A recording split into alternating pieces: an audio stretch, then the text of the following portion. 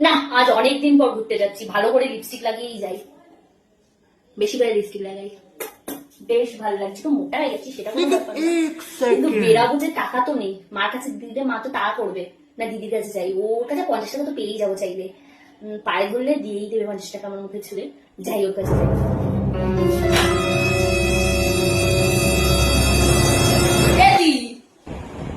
কি বল? এই প্লিজ 50 টাকা দে, নাহলে কালকে দিয়ে দেবো, বন্ধুদের সঙ্গে ঘুরতে যাবো, নাহলে যেতে পারবো না, তুই 50 টাকা দে, মার কাছে যাই, মা ঝাঁটার বাড়ি মারবে, প্লিজ দে না, দে না প্লিজ, আমি যেটা পরে দিয়ে দেবো, প্লিজ সত্যি কথা বলছি, প্লিজ দে না, দে না।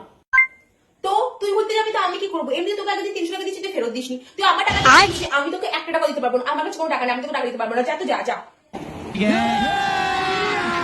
अभी मजा आएगा প্লিজ ना দে না, भिड़ो। প্লিজ 50 টাকা বেশি দিয়েছিল, প্লিজ দে না, প্লিজ প্লিজ 50 টাকা, প্লিজ 50 টাকা, প্লিজ এরকম ঘুরতে যেতে হলে ঘুরতে যেতে পারবো না, ঠিক আছে, প্লিজ বিশ হাজার, প্লিজ প্লিজ প্লিজ আমার টাকা রাখতে দে।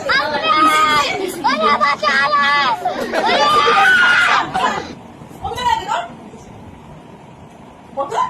50? আমার যে 50 টাকা সত্যি নেই, ওয়েট। कैमरामैन जल्दी फोकस करो।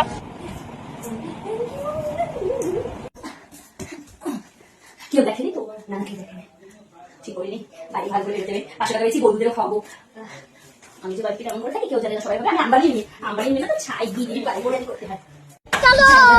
চলো পায়ে পড়ার পর তো কি হতো,